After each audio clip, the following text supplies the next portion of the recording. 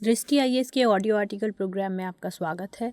आज का हमारा ऑडियो आर्टिकल द हिंदू में प्रकाशित लेख dilution without adequate deliberation on labour laws और द इंडियन एक्सप्रेस में छपे लेख व्हाट लेबर्स नीड्स के सम्मिलित सारांश पर आधारित है।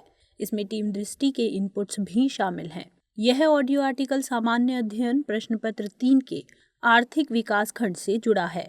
तो आइए लेख की शुरुआत करते हैं। हमारे वीडियो अंग्रेजी में देखने के लिए फॉलो करें हमारा ही दूसरा यूट्यूब चैनल दृष्टि IAS English. Labour code bill पर बवाल क्यों? हाल ही में संसद के मानसून सत्र में 3 लेबर कोड बिल यानी श्रम संहिता विधेयक पारित किए गए हैं। ये तीनों बिल हैं industrial relations code bill 2020, code on social security bill 2020 और occupational safety health and working conditions code bill 2020। इन तीनों लेबर कोड में 25 केंद्रीय श्रम कानूनों को समाहित कर लाया गया है। इन लेबर कोड को द्वितीय राष्ट्रीय श्रम आयोग 2002 की सिफारिशों पर अपनाया गया है। इस आयोग ने श्रम से जुड़े 100 राज्य कानूनों और 40 केंद्रीय कानूनों को समाहित कर 4 लेबर कोड बनाने का सुझाव दिया था। इनमें से एक वेज कोड बिल 2019 यानी वेतन संहिता विधेयक पिछले साल ही पारित कर दिया गया था। सरकार ने इसे भारत में श्रम सुधार की दिशा में बड़ा कदम बताते हुए कहा है कि इन लेबर कोड की मदद से भारत में ईज ऑफ डूइंग बिजनेस आसान होगा और मजदूरों की हालत में भी सुधार होगा। लेकिन मजदूर संगठनों का कहना है कि इन लेबर कोड के जरिए सरकार ने श्रमिकों के शोषण पर मोहर लगा दी है। इन बिलों के कानून बनने से श्रमिकों के कई अधिकार छिन गए हैं, लिहाजा मजदूर संगठन एवं विपक्षी दल इसका विरोध कर रहे हैं। ऐसे में यह जरूरी हो जाता है कि इन विधेयकों पर खुलकर बात हो। तो आइए बात करते हैं तीनों लेबर कोड बिलों की और उससे जुड़े पहलुओं को समझते हैं। साथ ही जानते हैं कि इन लेबर कोड के लागू होने का देश भर के श्रमिकों पर क्या असर होगा। आइए सबसे पहले इंडस्ट्रियल रिलेशन कोड बिल के बारे में बात करते हैं। संसद में पारित 3 लेबर कोड बिलों में पहला है इंडस्ट्रियल रिलेशन कोड बिल यानी औद्योगिक संबंध संहिता विधेयक 2020। इस बिल के मुताबिक जिन कंपनियों में कर्मचारियों की संख्या 300 से कम है वे कंपनियां सरकार से मंजूरी लिए बिना ही छटनी कर सकती हैं। इसके पहले तक 100 कर्मचारियों वाली कंपनी को ही ऐसा करने की छूट थी, लेकिन अब नए बिल में इस सीमा को बढ़ाया गया है। इसके अलावा सरकार ने कामगारों के हड़ताल करने के अधिकार पर भी कई शर्तें लगा दी हैं। यह बिल कहता है कि किसी भी कंपनी या ऑर्गेनाइजेशन में काम करने वाले कोई भी कर्मचारी 60 दिन का नोटिस दिए बिना हड़ताल पर नहीं जा सकता है।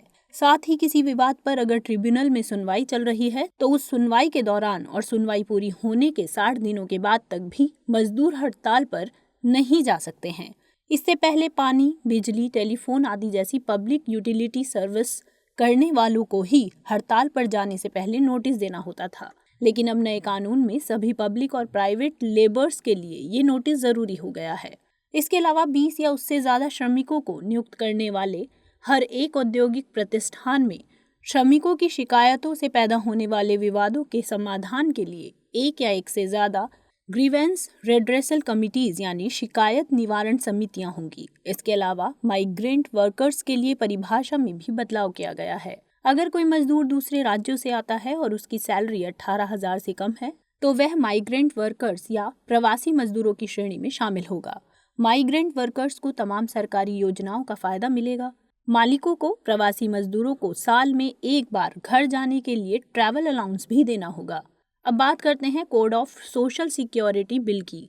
संसद में पारित किया गया दूसरा labour code bill code on social security bill यानी सामाजिक सुरक्षा संहिता विधेयक 2020 है। यह बिल 9 सामाजिक सुरक्षा कानूनों की जगह लेगा, जिसमें मातृत्व लाभ अधिनियम, कर्मचारी भविष्य निधि अधिनियम, कर्मचारी मुआवजा अधिनियम, कर्मचारी पेंशन योजना आदि शामिल हैं। इस बिल में कर्मचारियों और मजदूरों के लिए नेशनल सिक्योरिटी बोर्ड बनाने का प्रस्ताव है। यह बोर्ड असंगठित क्षेत्र के श्रमिकों, गिग वर्कर्स और प्लेटफॉर्म वर्कर्स के लिए योजना तैयार करने का सुझाव देगा। साथ ही यह श्रमिकों के इन वर्गों को सामाजिक सुरक्षा योजनाओं के दायरे में भी लाएगा, जिसमें जीवन और विकलांगता बीमा, provident fund, maternity benefits, skill development जैसी योजनाएं शामिल हैं। आपको बता दें कि शेयरिंग इकोनॉमी जैसे उबर और ओला के driver, Amazon, Flipkart, Zomato, Swiggy आदि के डिलीवरी पर्सन के रूप में काम करने वाले लोगों को गिग वर्कर कहा जाता है। इस तरह की नौकरियां online platform independent contractor, on call worker आदि से जुड़ी हुई होती हैं, जहां कर्मचारी कंपनी से बंधे नहीं होते और वे उतने समय के लिए अपना काम चुन सकते हैं जितने समय तक काम करना चाहते हैं। Code on social security bill के जरिए पहली बार सामाजिक सुरक्षा के दायरे में कृषि श्रमिकों को भी शामिल किया गया है। इस बिल में ESIC यानी एम्प्लॉइज स्टेट इंश्योरेंस और EPFO की सुविधा का दायरा बढ़ाया गया है। 10 से कम श्रमिकों वाले संस्थानों को ESIC की सुविधा दी जाएगी। ऐसी कंपनी या संस्थान जहां कोई जोखिम भरा काम किया जाता है, उन्हें अनिवार्य रूप से ESIC के दायरे में लाया जाएगा, भले ही वहां एक ही मजदूर क्यों ना काम करता हो। इसके अलावा EPFO का दायरा बढ़ाने के लिए मौजूदा कानून से संस्थानों की अनुसूची को हटा दिया गया है। अब 20 या उससे ज्यादा श्रमिकों वाले सभी संस्थान EPFO के दायरे में आएंगे। इस बिल में ग्रेच्युटी की 5 साल की सीमा को खत्म कर दिया गया है। इसमें ग्रेच्युटी बनने की सीमा को अलग अलग स्थितियों में 3 साल या 1 साल किए जाने का प्रस्ताव है। आपको बता दें कि एक ही कंपनी में लंबे समय तक काम करने वाले कर्मचारियों को सैलरी, पेंशन और प्रोविडेंट फंड के अलावा ग्रेच्युटी भी दी जाती है। ग्रेच्युटी किसी कर्मचारी को कंपनी की ओर से मिलने वाला रिवॉर्ड होता है। अगर कर्मचारी नौकरी की कुछ शर्तों को पूरा करता है तो ग्रेच्युटी का भुगतान एक निर्धारित फॉर्मूले के तहत गारंटीड तौर पर उसे दिया जाता है। ग्रेच्युटी का छोटा हिस्सा कर्मचारी की सैलरी से कटता है, लेकिन बड़ा हिस्सा कंपनी की तरफ से दिया जाता है। मौजूदा व्यवस्था के मुताबिक अगर कोई व्यक्ति एक कंपनी में कम से कम 5 साल तक काम करता है तो वह ग्रेच्युटी का हकदार होता है। इस समय को ही अब 3 साल से 1 साल करने की योजना है। अब चर्चा करते हैं occupational safety, health and working condition bill की। पारित किया गया तीसरा bill occupational safety, health and working condition bill यानी पेशागत सुरक्षा, स्वास्थ्य एवं कार्यशर्त संहिता 2020 है। यह बिल कंपनियों को छूट देगा कि वे ज्यादातर लोगों को कॉन्ट्रैक्ट बेसिस यानी ठेके पर नौकरी दे सकें। कंपनियों द्वारा कॉन्ट्रैक्ट को कितनी भी बार और कितने भी समय के लिए बढ़ाया जा सकेगा, इसके लिए कोई सीमा तय नहीं की गई है। वह प्रावधान भी अब हटा दिया गया है जिसके तहत किसी भी मौजूदा कर्मचारी को कॉन्ट्रैक्ट वर्कर में तब्दील करने पर रोक थी, यानी अब वर्किंग कर्मचारी को भी कॉन्ट्रैक्ट वर्कर में बदला जा सकेगा। इस बिल में लीव पॉलिसी के नियम में भी बदलाव किया गया है। इसके तहत अब 240 की जगह 180 दिन काम करने के बाद एक लेबर छुट्टी पाने का हकदार बन जाएगा। इस कोड के मुताबिक अगर कार्यस्थल पर किसी कर्मचारी को चोट लग जाती है तो उसे मालिक पर लगाए गए जुर्माने की कम से कम 50% राशि मिलेगी। साथ ही इसमें एक निश्चित आयु से ऊपर के श्रमिकों के लिए एक वार्षिक स्वास्थ्य जांच की व्यवस्था भी की गई है। कोई भी कर्मचारी एक हफ्ते में 6 दिन और हर दिन 8 घंटे से ज्यादा काम नहीं कर सकता। ओवर टाइम कराने पर उसे दोगुनी पेमेंट करनी होगी। साथ ही किसी भी कर्मचारी की भर्ती बिना अपॉइंटमेंट लेटर के नहीं हो सकेगी। इस बिल में लैंगिक समानता के लिए भी कोशिश की गई है। अब महिलाएं सभी तरह के कामों के लिए सभी प्रतिष्ठानों में नियुक्त की जा सकेंगी। अब कंपनी या प्रतिष्ठान उनकी सहमति से सुरक्षा इंतजाम करते हुए उन्हें सुबह 6 बजे से पहले और शाम 7 बजे के बाद भी काम करा सकेगी। इसी तरह लेबर कोड में ट्रांसजेंडरों के अधिकारों को भी मान्यता दी गई है, जिसके तहत औद्योगिक प्रतिष्ठानों को पुरुष, महिला और ट्रांसजेंडर कर्मचारियों के लिए अलग अलग वॉशरूम और लॉकर रूम सुविधा आदि मुहैया कराना अनिवार्य बनाया गया है। अब समझते हैं लेबर कोड पर केंद्र सरकार का क्या पक्ष है। केंद्र सरकार ने लेबर कोड को लेबर रिफॉर्म की दिशा में बड़ा माना है। नया लेबर कोड देश के पुराने श्रम कानूनों को सरल बनाने और श्रमिकों के हितों से समझौता किए बिना आर्थिक गतिविधियों को बढ़ावा देने के लिए लाए गए हैं। तीनों लेबर कोड 25 केंद्रीय श्रम कानूनों को कम करके श्रम कानूनों को सरल बनाते हैं। इससे जटिलता खत्म होती है और उद्योग तथा रोजगार को बढ़ावा मिलेगा। सरकार का मानना है कि इससे भारत में ईज ऑफ डूइंग बिजनेस आसान होगा। लेबर लॉ आसान होने के कारण विदेशी कंपनियां यहां निवेश के लिए आकर्षित होंगी। लेबर कोड श्रमिकों के अधिकारों की रक्षा करेगा और यह उद्योगों को आसानी से चलने में मदद करेगा। अब कारोबार चलाने के लिए अलग अलग जगह पंजीकरण और लाइसेंस की जरूरत नहीं होगी, क्योंकि यह लेबर कोड सिंगल लाइसेंसिंग तंत्र प्रदान करता है। इससे नए उद्योगों की स्थापना को बढ़ावा मिलेगा। फिलहाल मौजूदा सिस्टम में उद्योगों को विभिन्न कानूनों के अंतर्गत अपने लाइसेंस के लिए आवेदन करना होता है। हालिया लेबर कोड में औद्योगिक विवादों से निपटने की प्रक्रिया को संशोधित कर आसान बनाया गया है, जिससे विवाद का समाधान जल्द से जल्द हो सकेगा। तीनों विधेयक निश्चित अवधि के रोजगार को बढ़ावा देंगे और ट्रेड यूनियंस के प्रभाव को कम करेंगे। साथ ही अनौपचारिक क्षेत्र के श्रमिकों को सामाजिक सुरक्षा प्रदान करेंगे। इससे आर्थिक गतिविधियों को रफ्तार मिलने के साथ साथ श्रमिकों की हालत में भी सुधार होगा। लेकिन मजदूर यूनियन सरकार पर श्रमिकों की उपेक्षा करने का आरोप लगा रहे हैं। ऐसे में सवाल है कि इन लेबर कोड विधेयकों का विरोध क्यों हो रहा है। विरोधकर्ताओं का कहना है कि ये बिल कर्मचारियों के अधिकारों पर हमला है। नए इंडस्ट्रियल रिलेशन कोड बिल में कंपनियों को कर्मचारियों को नौकरी पर रखने और निकालने में छूट दी गई है। इससे कंपनी में काम करने वाले कर्मचारियों को नौकरी से निकालने, सजा देने, प्रमोशन देने जैसे पूरे नियम कंपनी के पक्ष में ज्यादा हो जाएंगे। इस बदलाव का सबसे ज्यादा असर कंपनी में काम कर रहे कर्मचारियों पर होगा। दरअसल अब ज्यादातर कंपनी को ये अधिकार मिल जाएगा कि वो कभी भी अपनी कंपनी से किसी भी कर्मचारी को निकाल सकती हैं, जबकि अब तक नियोक्ता कंपनी कानून के तहत किसी भी कर्मचारी को एकदम से नहीं निकाल सकते थे। इसके लिए कंपनियों को किसी भी कर्मचारी को अचानक निकालने से पहले उसे सूचना देनी पड़ती है और साथ ही कुछ महीनों की सैलरी देनी पड़ती है ताकि वो दूसरी नौकरी का इंतजाम कर सके। लेकिन अब इसकी जरूरत खत्म कर दी गई है। मजदूर संगठनों का कहना है कि इन लेबर कोड के चलते 74% से ज्यादा औद्योगिक श्रमिक और 70% औद्योगिक प्रतिष्ठान हायर एंड फायर व्यवस्था में ढकेल दिए जाएंगे, जहां श्रमिकों को अपने मालिकों के रहमो करम पर जीना होगा। उनका कहना है कि ठेके पर नौकरियां देने से कंपनियों का स्थायी कर्मचारी पर होने वाला खर्च बचेगा, लेकिन इन प्रावधानों ने कर्मचारियों की जॉब असुरक्षा बढ़ा दी है। यह विधेयक कर्मचारियों के हड़ताल करने के अधिकार को प्रतिबंधित करता है। असल में पहले कानूनी रूप से हड़ताल करने के लिए अधिकतम 2 सप्ताह से 6 सप्ताह तक का नोटिस देना होता था, लेकिन अब यूनियनों को हड़ताल पर जाने से पहले 60 दिनों तक का नोटिस देना होगा। अगर किसी भी पक्ष ने विवाद निपटारे की शुरुआत कर दी तो निपटारा होने तक हड़ताल नहीं की जा सकती, ना ही फैसला आने के 60 दिनों बाद तक।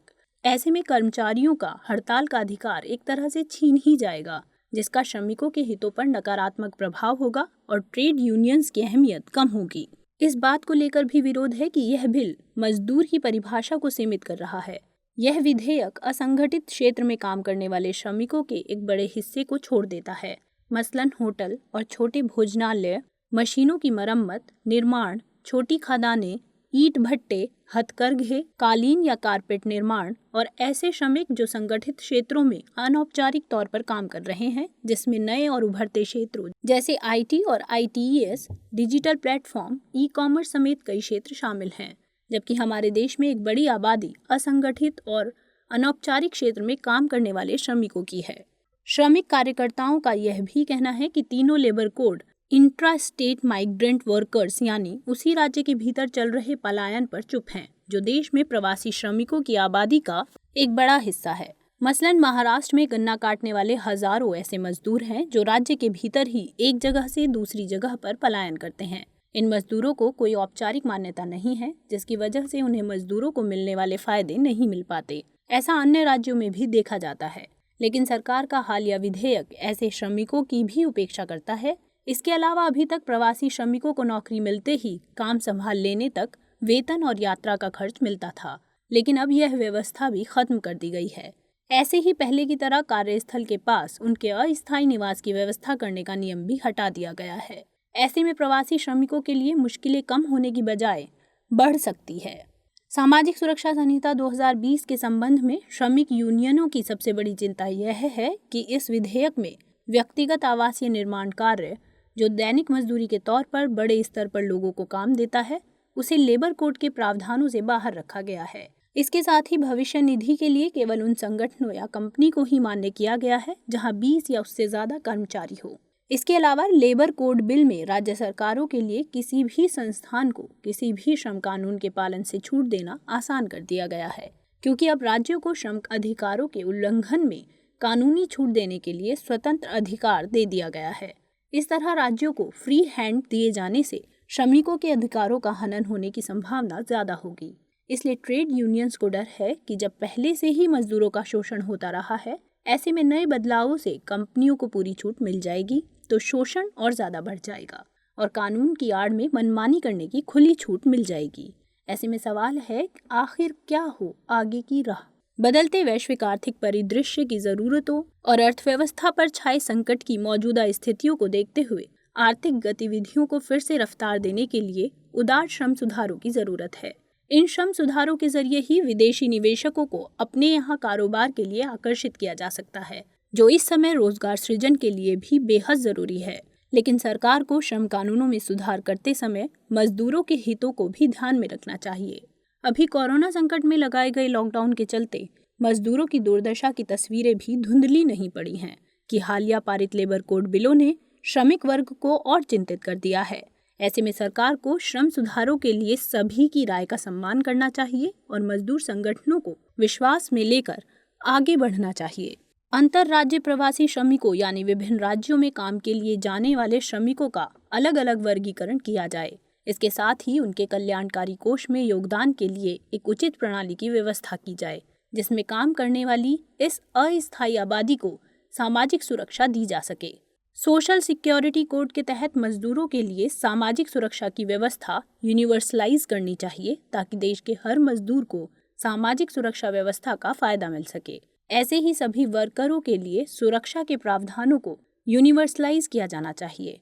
सरकार को अंतर्राष्ट्रीय मानकों के अनुरूप श्रम सुधारों को बढ़ावा देना चाहिए ताकि श्रमिकों के कल्याण के साथ साथ अर्थव्यवस्था को भी रफ्तार दी जा सके।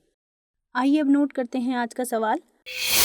हालिया पारित तीनों लेबर कोड बिल का विरोध क्यों किया जा रहा है? साथ ही बताइए देश में श्रमिकों के कल्याण के लिए क्या क्या उपाय किए जा सकते हैं? सुझाव दीजिए।